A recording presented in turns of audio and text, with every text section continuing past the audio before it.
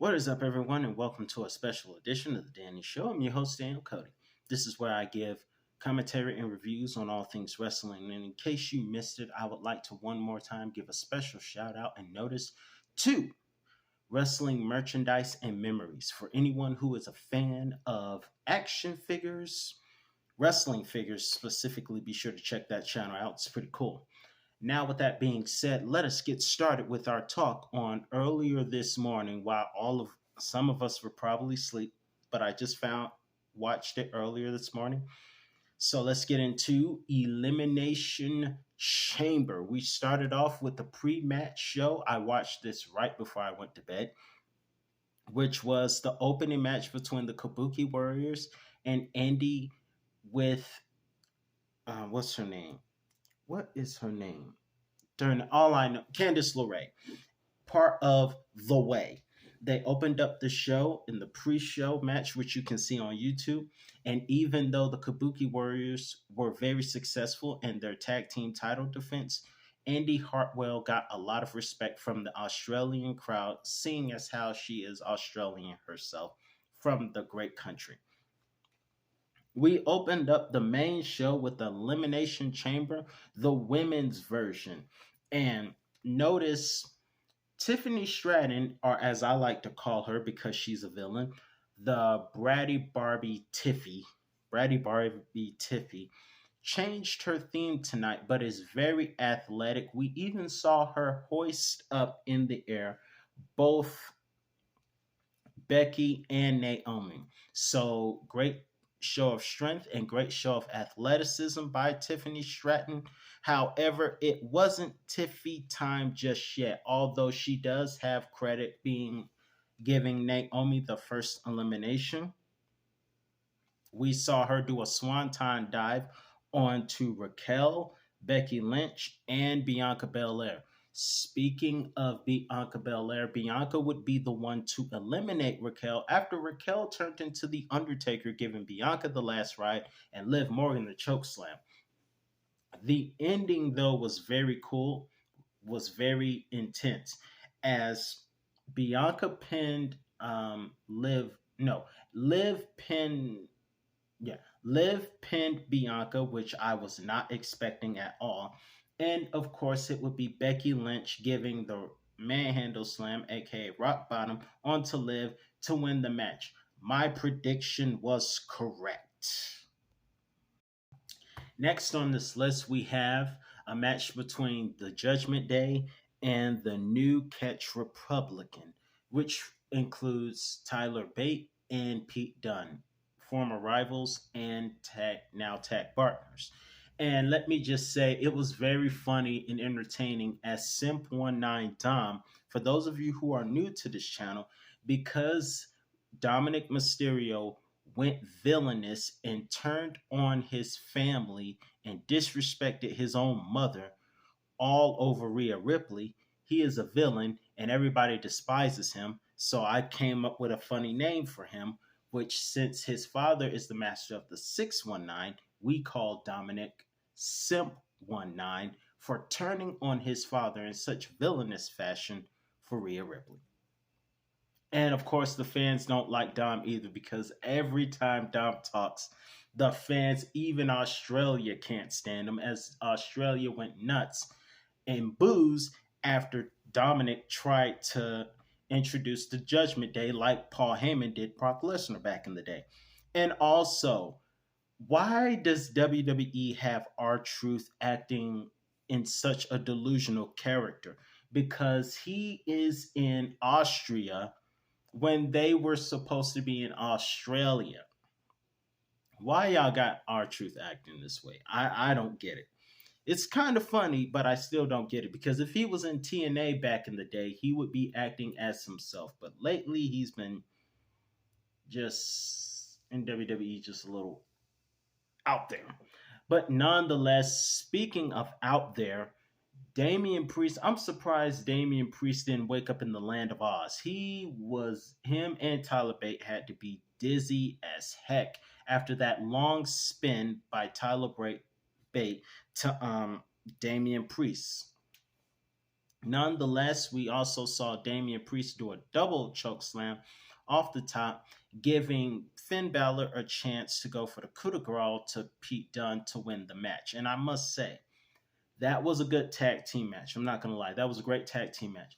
I thought, but I will say this: Dominic needs to work on the reaction to being ejected, because back in the day, man, I will say this: Ric Flair's birthday is tomorrow. Ric Flair is the best at reacting to being ejected from ringside. He was just the best at that. When he would get ejected from ringside, he would just go crazy. He would just throw his jacket. I mean, imagine Ric Flair being told he was in timeout as a kid. Oh my goodness. He was like, "That's not fair! Woo!" No woos as a kid. And he would just had to go to the corner. Woo! Woo! But in any event, Judgment Day still continues to win, and it was a good night for the Judgment Day. Not gonna lie. Next, we have the Grayson Waller show, and of course, hosted by Grayson Waller, who was the hometown hero, even though he was aligned with Georgia's own Austin Theory. Also, we got a couple of Georgians in the house on Friday Night SmackDown. We got AJ Styles, Atlanta's own, Austin Theory, Atlanta's own. I did not know this, but Braun Breaker, Georgia's own. Georgia is representing very well, fellow Georgians. But nonetheless, I will say this. I'm going to tell y'all something funny. This is just for humor. Australia is a beautiful country. The beaches there, from what I saw, are very beautiful. The animals are cool and all. I heard that you have to be aware of those gigantic spiders. But I will tell you this, and I mean this very respectfully. I wouldn't care if I had a foot fetish. I am not drinking out of a shoe. I wouldn't care. I know there were some fans at the rally the other day that were probably thinking to themselves, I would drink out of, because Australia has this tradition where they do what's called the shoey, where they drink out of a shoe. And I'm sure there were some fans who were saying to themselves they would gladly drink out of Rhea's shoe. Because let's face it, fans are a little bit funny. No disrespect, it's just the way it is. But I'm going to tell you, I am not drinking out of a shoe. I'm not doing that. That's the only thing I will not do. I'll do everything else and I will enjoy Australia and all that other stuff. But I ain't drinking out of no shoe. The devil is a lie. But in any event, I just wanted to give you a little humor. That was not a diss. That's just the only thing I'm not going to do. But nonetheless, a great Grayson Waller segment with Seth Rollins and Cody Rhodes, who made the fans go nuts. The Australian crowd is very awesome, by the way, I will say. But I got to give my opinion on something. Cody wants The Rock in a one-on-one match, which would be awesome. But I'm going to have to channel my inner Theodore Long on this and say that I want this to be a tag team match, player. Holla, holla, holla. Because I want to see Seth Rollins and Cody Rhodes against Roman and The Rock as a tag team someday. That would be an awesome one. So I had to channel my inner Teddy Long on that. Nonetheless, I thought it was really funny when Austin Theory tried to be like The Rock and say, "If you smell," rammed his head into the sign board and got dropped by both Seth Rollins and Cody Rhodes. And again, even though Cody wants The Rock, I want a tag team match. But that's just me. Although I do think that singles match would be awesome. Now let's get down to other business at hand. We have the Elimination Chamber, the men's version.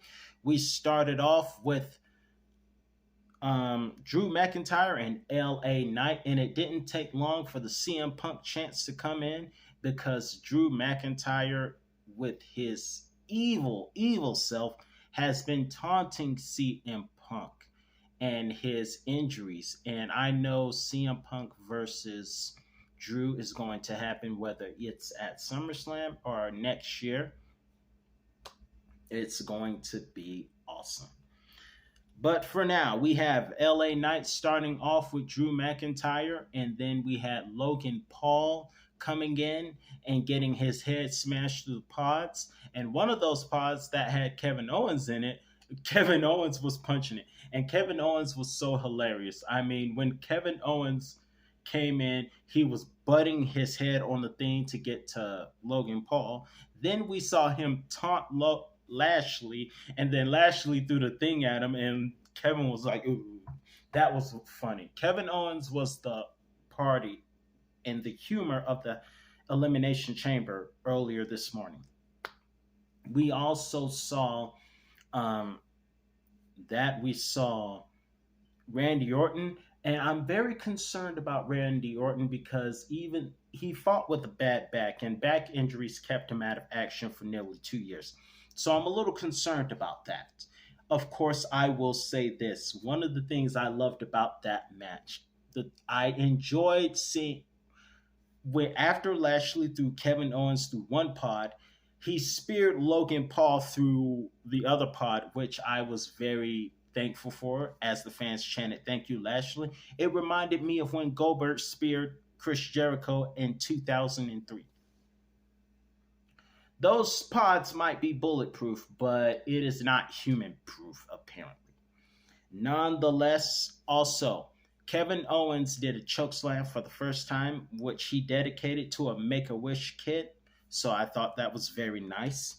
We also saw um, a great moment as Logan Paul was loading up for the brass knuckles, and RKO out of nowhere. I kind of felt that RKO coming, but it didn't stop me from enjoying it. And Logan Paul was eliminated, only for Logan Paul to come back and cost Randy Orton the championship. So, according to the Elimination Chamber, we got two WrestleMania matches set up. We got LA Knight versus AJ Styles because AJ came in with a steel chair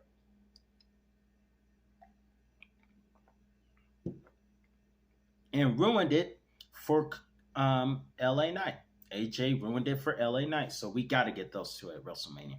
We're also bound to get Logan Paul versus Randy Orton because you don't mess with Randy Orton's championship opportunity. And Randy Orton is going to put it on Logan Paul. Logan, you got another RKO coming for you. But nonetheless, Drew McIntyre won, and it is going to be Drew versus Seth Rollins at WrestleMania. And I'm starting to get a little concerned because while I am a Seth Rollins fan, I am very fearful for Seth Rollins because this might be not Cody, but Drew's night at WrestleMania. But I am still going to root for Seth the entire way. By the way, I never get tired of Seth Rollins' entrance. Next, we got to talk about this main event. Rhea Bloody Ripley came out to an amazing ovation from the Australia crowd and went up against Nia Jax. And let me just say, I know Nia is technically, Nia is a part of the Anoa'i bloodline. But tonight, she thought she was Rikishi. She gave a stink face to Rhea Ripley.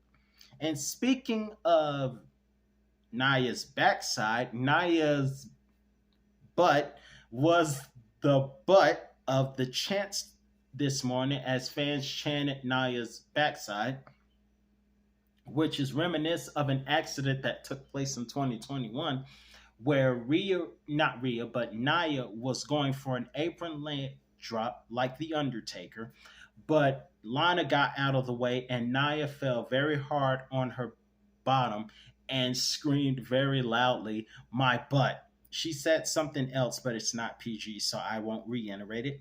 But she said, "Ah, my butt hurts." And the fans re-chanted that tonight which was hilarious. We never forgot that. One of the funniest moments in Naya's wrestling career was when she fell on her backside. I loved every minute of it. And the fans re-brought the chant back.